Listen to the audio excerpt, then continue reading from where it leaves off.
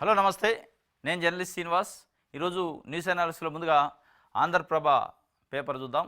వర్గీకరణ ఆర్డినెన్స్కి ఆమోదం తెలిపిండు. నిన్న క్యాబినెట్ మీటింగ్ జరిగింది ఆంధ్రప్రదేశ్లో. ఎస్సీ వర్గీకరణ పైన ఆర్డినెన్స్ చేశారు, చట్టం చేయలే.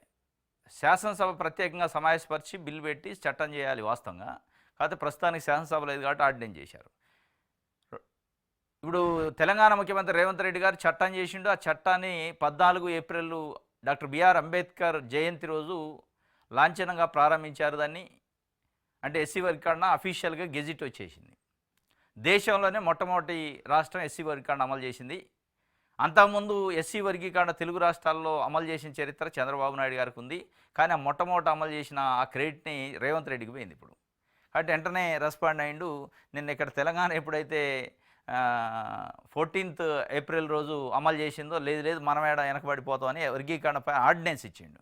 ఈ ఆర్డినెన్స్ పైన 3 కేటగిరీలుగా 59 ఉపకులాలను చేసిండు. మెగా డిఎస్సితోనే అమలుకు ఆలోచన. ఇక పడే నోటిఫికేషన్లన్నిటికీ ఎస్సీ వర్గీకరణతోనే అమలు చేస్తారట. శాసనసభ హైకోర్టు భవనాలకు లైన్ క్లియరు, L1 బిడ్డర్కు LAO ఇవన్నీ నిన్న క్యాబినెట్లో తీసుకున్నాయి. ప్రధానంగా ఏంటంటే వర్గీకరణకి ఆర్డినెన్స్కి ఆమోదం తెలిపారు. దీనికి సంబంధించి ఇక రాబోయే నోటిఫికేషన్లు అన్నింటిలో కూడా మనకి వర్గీకరణతో వస్తాయి. ఇది తర్వాత చట్టం వస్తుందట. చట్టం వచ్చే ముందు ఇంకేమైనా సెన్సెస్ తీస్తే సెన్సెస్ ప్రకారం జిల్లాల వారీగా చేస్తున్నాడు చంద్రబాబు నాయుడు గారు. ఏ జిల్లాలో ఎంత జనాభా ఉందో ఆ జిల్లాకు సంబంధించి ఒక యూనిట్గా తీసుకొని ఎస్సీ గ్రూప్ 1లో ఎవరికి ఎంత పర్సెంటేజ్ చేయాలి, 2లో ఏ పర్సెంటేజ్, 3లో ఏ పర్సెంటేజ్ అని 3 గ్రూపులుగా చేసిండు, 3 కేటగిరీలుగా. ఇది ఒక వార్త అయితే. ఇంకోటి సూపర్ 6లో మరో ముందడుగు పడ్డదట. ఏంటిదంటే మత్స్యకార భరోసా ఇస్తారట. ఈ నెల 26 నుంచి చేపల వేట నిషేధ సమయంలో కుటుంబానికి 20,000 క్యాబినెట్లో కీలక నిర్ణయం. దీంట్లో కీలకమే లేదు, 1 ఇయర్ ఎగ్గొట్టారు. ఇప్పుడు మరో ముందడుగట. ఇది ముందడుగు కాదు, వెనకడుగే. ఇది ఆల్రెడీ 1 ఇయర్ వెళ్ళిపోయాయి.